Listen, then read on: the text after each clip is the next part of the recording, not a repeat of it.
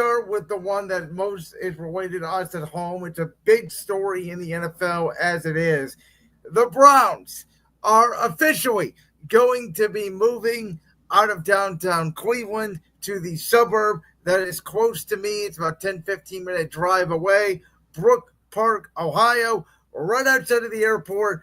The Dome, which is still going to apparently have the same naming rights to it, but it is happening. And apparently the Cleveland Browns have 4 years left in the Muni lots. So, Mr. Unger, the guy who does Cleveland Brown video collaborations on his channel, what your channel is most known for, I'm going to let you take the lead here and talk to us about the Browns. They officially are moving to Brook Park. Yep. It's not surprising. I figured they were going to go in this direction. I personally like it. Not because of the aspect of getting to host a Super Bowl or even the prospect of hosting WrestleMania. It's because of the prospect of hosting the men's college basketball Final Four. Because I was at the women's Final Four here, when it was here in Cleveland in 2024, and it was one of the best experiences of my life. Like, the atmosphere was absolutely incredible. Granted, I think that it was thanks in large part to Caitlin Clark and the fact that it was her last collegiate game, and you had South Carolina going for a perfect season. But nonetheless, so there's that aspect of it. But, you know, you look at most of the new stadiums in the NFL outside of Buffalo, they're all domes. Tennessee's new stadium is a dome. The renovated stadium in Jacksonville is going to be a dome. It looks like if Washington does actually build this new stadium, it's going to be a dome. Carolina isn't doing a dome for their stadium. Buffalo, like I said, they aren't. But most of the new stadiums are domes. And it's because they want to attract the Super Bowl, WrestleMania, men's college basketball, major concerts. This is the new way in the NFL. Yeah, I agree with you. Am I wrong? I thought the Bills, for some reason, was going to be somewhat of a retractable roof that they could put in during cold games. I might be wrong on that. As far as I know, it's like it's going to be a partially covered stadium. That's what I thought, yeah. But it's not a retractable roof. It's kind of like, I think it's kind of like what the Miami Dolphins have. Okay, I was going to say that, or like even the Rams and the Chargers, where there's obviously the sunlight comes in there at SoFi Stadium. Listen, I think the bottom line is I understand why people that work in the downtown area are upset. I understand what that's going to do to those businesses, specifically on football Sundays, because some of those businesses do live, believe it or not, for 8 or 9 Sundays a year. I understand the impact it's going to have on our community. I work in the transportation industry. As you know, I already know that they are planning on building a transit line. And now that it's officially going to go to Brook Park, I imagine details will come out on that in the coming months. But you're right. This is the new wave in sports. This is the new wave in football specifically. I'm excited for it. I'm excited for Cleveland to showcase major events.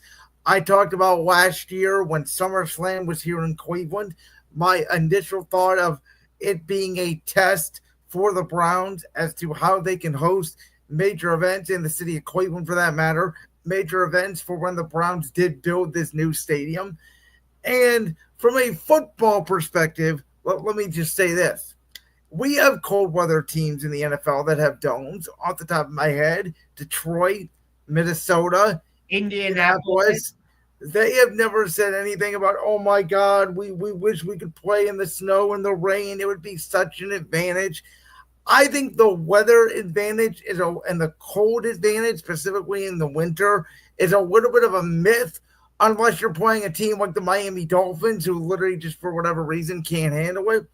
A couple of years ago, I don't know if you remember, The game was like 0 degrees outside, and a bad New Orleans Saints team came in on Christmas Eve and beat the Browns at, I believe it was still First Energy Stadium at the time.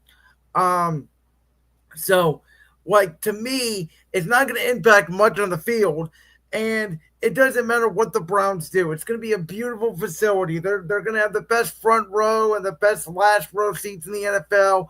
Amazing food, all these amenities and all that. Nobody is going to care if you put a SHIT product on the field. Look at Las Vegas. They're charging tickets out the wazoo. They've been bad for years. No one has talked about how the Las Vegas new stadium has completely transformed the Raiders and made them great and all that. Pete Carroll was what's going to potentially make them good again, not a new stadium. Yeah.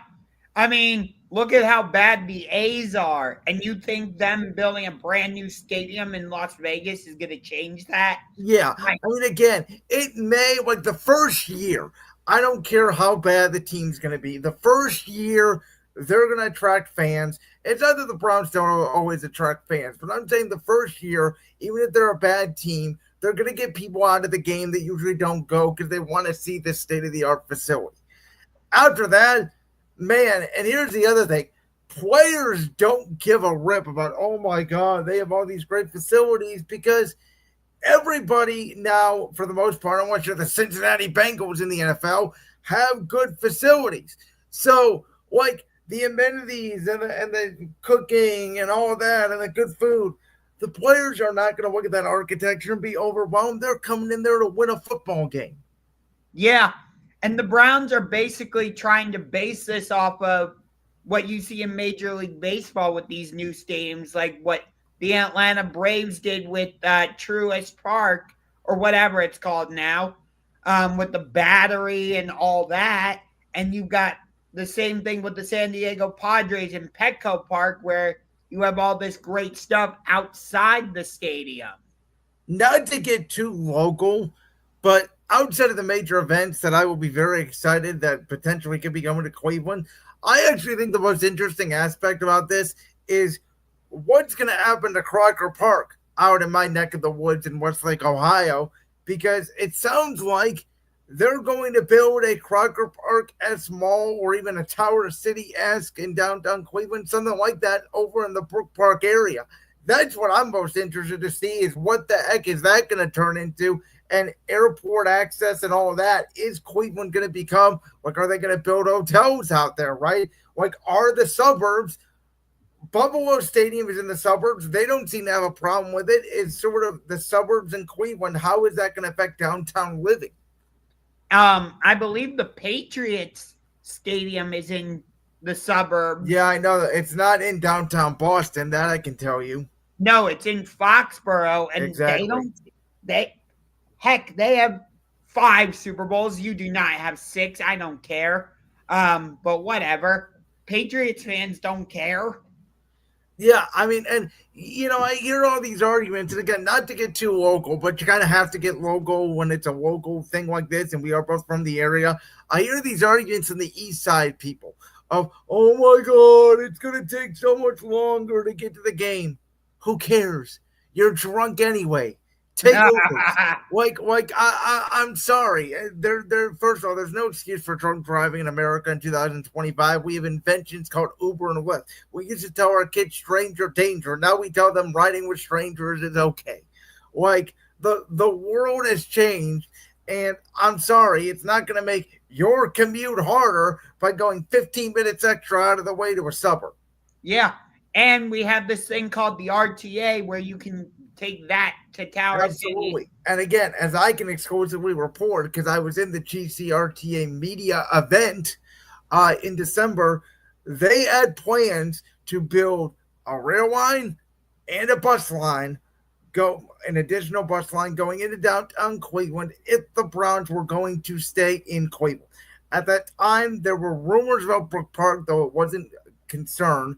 They, RTA, wanted to build the line in downtown Cleveland, but they said, let's wait to see what goes on with Brook Park. And I am expecting here in the next 6 months to a year, they're going to announce a major rail and or bus project that will lead people right into where the new stadium will be at. I would expect the same thing. But in terms of like, the economic impact of this, people are still going to go to games. They're still going to tailgate. Like, again, it doesn't matter that it's going to be in the suburbs. It doesn't. Like, okay, the Titans are building a new stadium in downtown Tennessee. Okay, or in downtown Nashville. Like, okay, that works for them. It didn't work for the Browns.